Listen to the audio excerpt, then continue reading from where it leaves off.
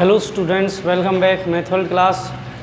तो आज हम आपको 3.2 एक्सरसाइज है उसका थर्ड क्वेश्चन के पार्ट कराएंगे, जिसमें से ये जो पार्ट है आपका फोर्थ पार्ट दिया हुआ है और हम आपको एक आसान तरीके से आसान वे में सिखाएंगे। तो सबसे पहले जो ये क्वेश्चन कहता है इसे समझिए। क्वेश्चन क्या कह रहा है, जब तक आपको क्वेश्चन समझ नहीं आएगा तब तक आप कर नहीं सकते। ये कहता है द टैक्सी का जो चार्ज है एक शहर में in a city consist of a fix charge. एक शहर में जो टैक्सी का चार्ज है वो फिक्स है।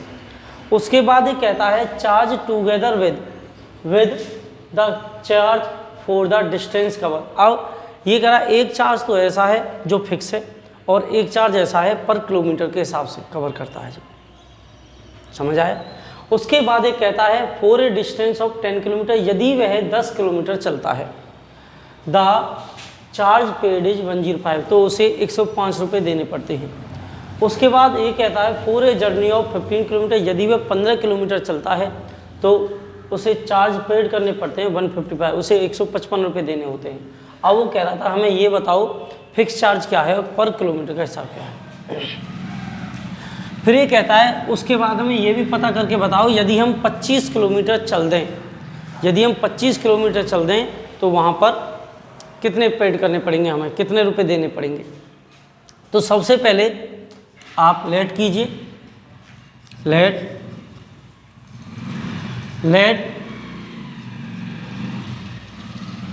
The fix charge in a city. एक शहर में जो फिक्स चार्ज है वह आपने x मान लिया। क्या मान लिया? x। उसके बाद लेट द फिक्स चार्ज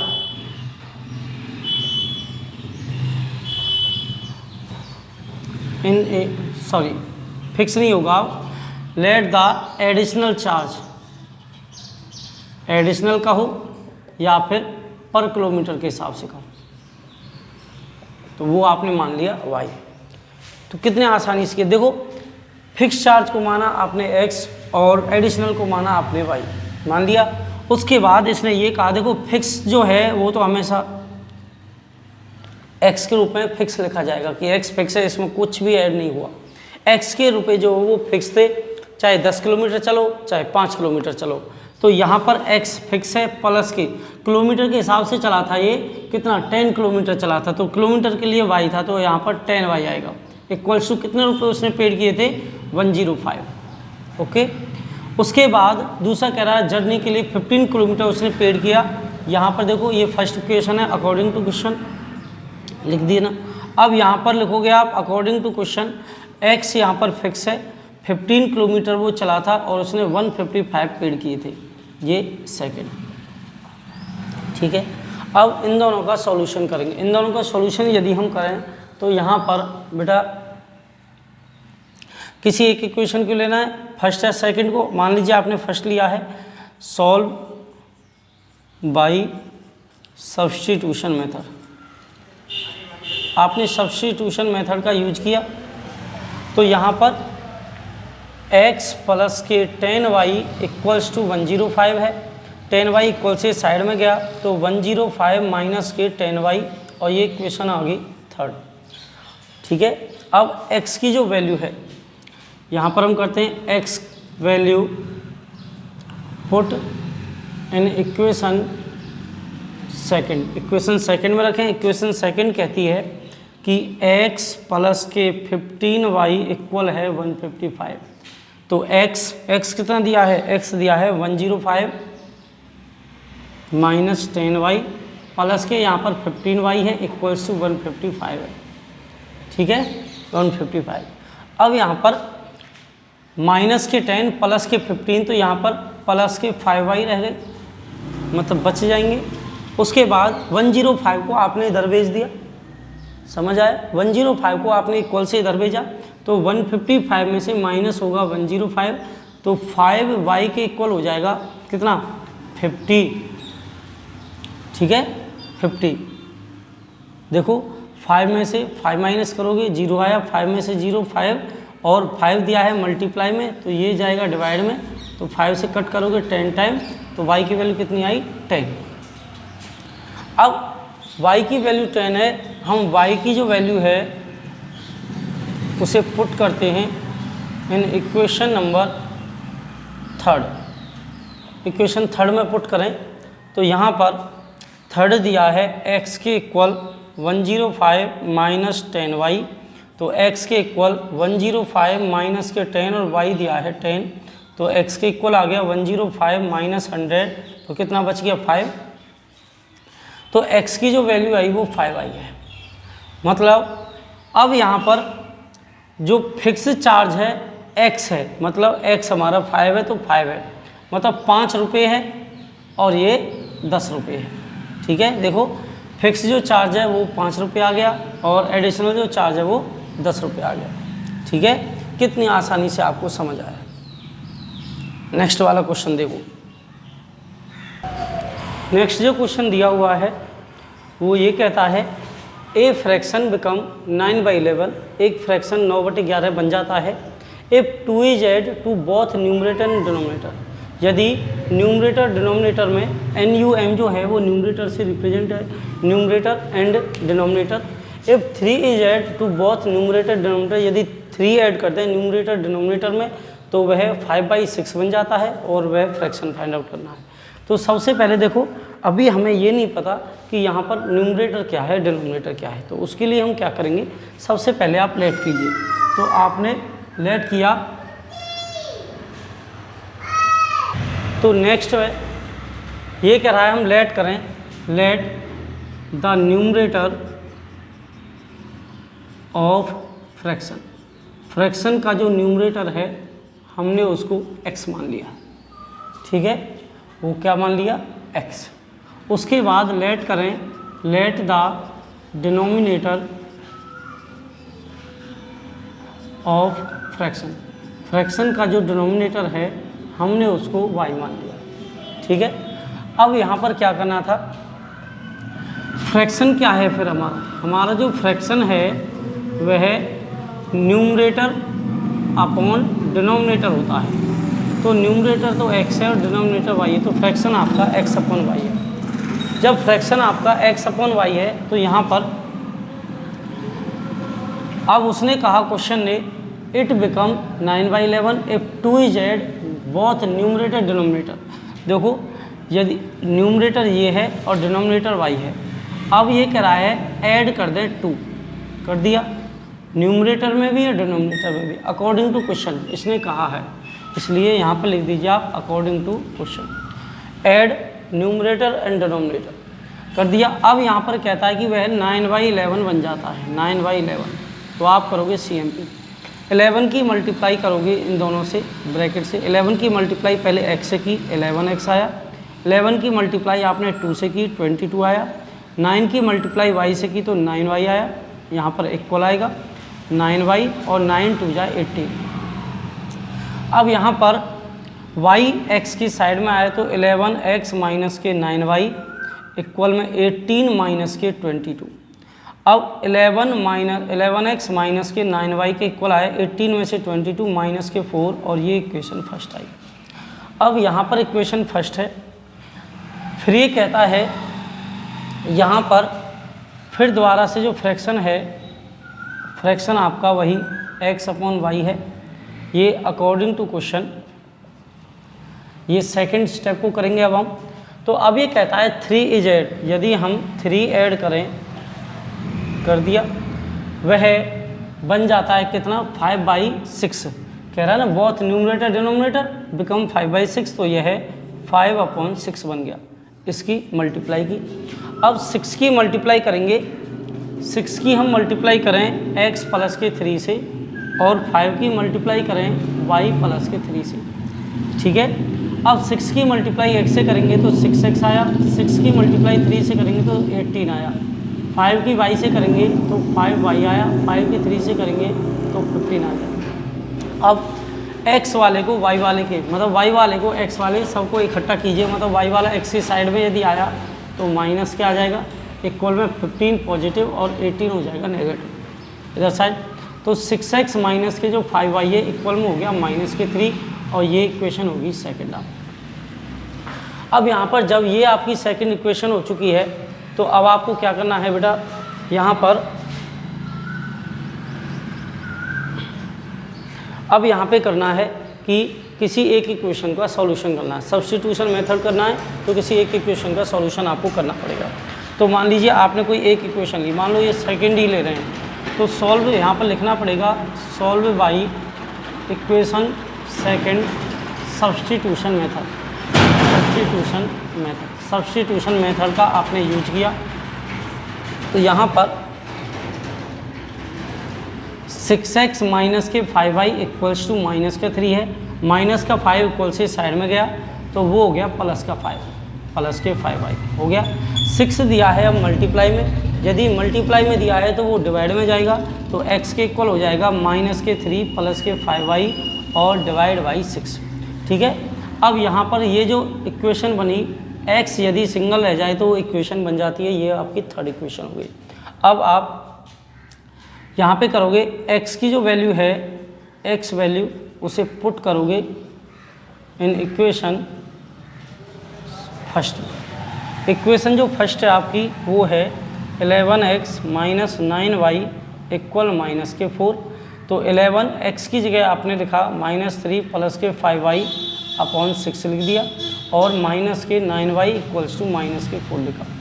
ठीक है, अब यहाँ पे करना था कि 11 की मल्टीप्लाई इन दोनों से करें, तो 11 की 3 से हुई तो माइनस के 33 आया, 11 की 5 से हुई तो 55 आया और y आ गया, अपॉन में आ गया 6 और माइनस के 9y अपॉन में 1 कर दें माइनस के 4। अब यहाँ पर एलसीएम का यूज करें।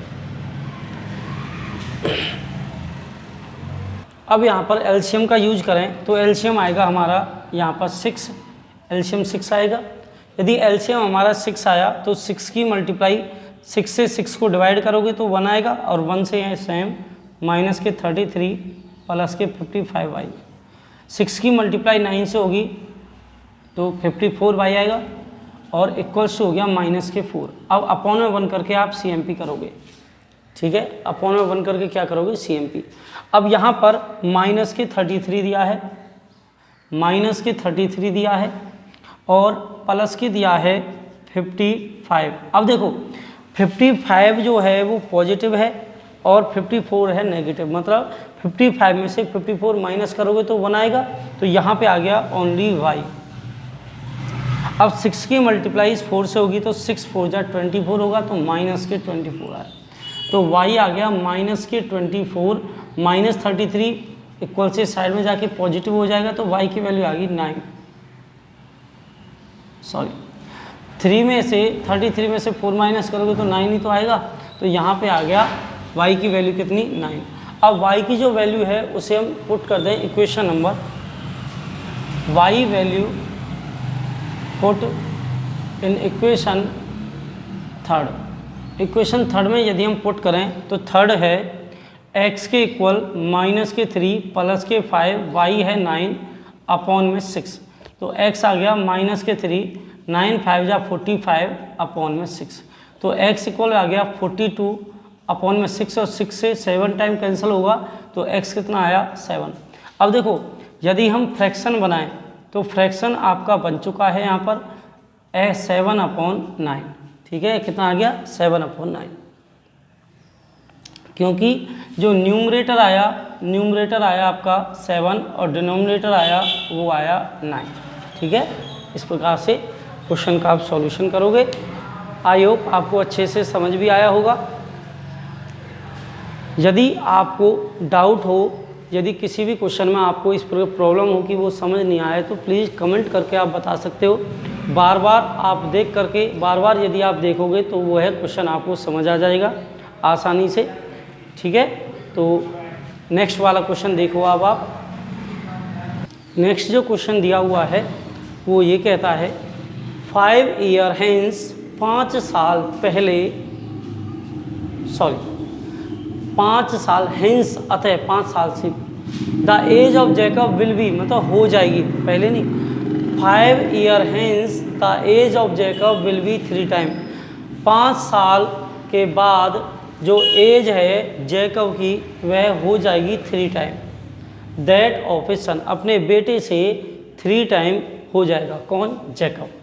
तो हमें ये नहीं पता कि जैकब, देखो जैकब उसका पेरेंट, जैकब का जो सन है उससे जो जैकब है वो 3 टाइम है, ठीक है। कब? 5 साल जब आएंगे, आने वाले जो 5 ईयर हैं तब वह 3 ईयर का हो जाएगा, 3 टाइम मोर देन हो जाएगा। अब यहाँ पर जो 3 टाइम का हो जाएगा, मोर में तो ज़्यादा, 3 गुनी ज़्यादा का हो जाएगा वो। तो यहाँ पर सबसे पहले आप ये देखें कि पहले तो लेट करें, लेट लास्ट है इसका 6 part, let the present age, let the present age of Jacob, Jacob की जो प्रेजेंट एज है वो x है, ठीक है। उसी प्रकार let the present age of son, son की जो प्रेजेंट एज है वह y है। अब जब प्रेजेंट एज जैकब की और सन की जो है वो आपने मान ली, उसके बाद उसने कहा 5 year hence, 5 year hence age of Jacob will be, कितनी हो जाएगी? x प्लस कितना, 5 ईयर कह रहा है तो x प्लस 5, क्यों प्लस क्यों आया? यदि विल आ जाए, यदि लिखा हुआ आपको विल मिल जाए तो विल का मतलब है आने वाला समय, और आने वाला जो समय होता है वो हमेशा ऐड होता है, तो इसलिए ये ऐड हो जाएगा। अब यहाँ पर यदि वाज आ गया, कहीं पर भी यदि आपको मैथ में वाज मिल जाता है तो आप उसे माइनस कर दीजिए, ठीक है। माइनस यदि, क्योंकि बीता हुआ समय वो माइनस होता है। 5 year hence age of Jacob जो है वो x प्लस के 5 है। उसी प्रकार 5 ईयर हेंस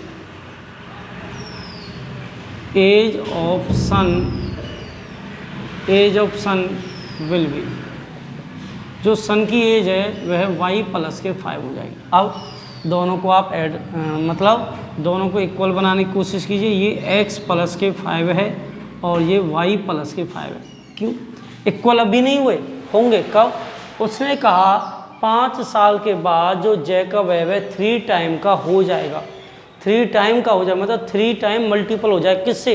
अपने बेटे से, अपने बेटे से 3 टाइम मल्टीपल का हो जाएगा।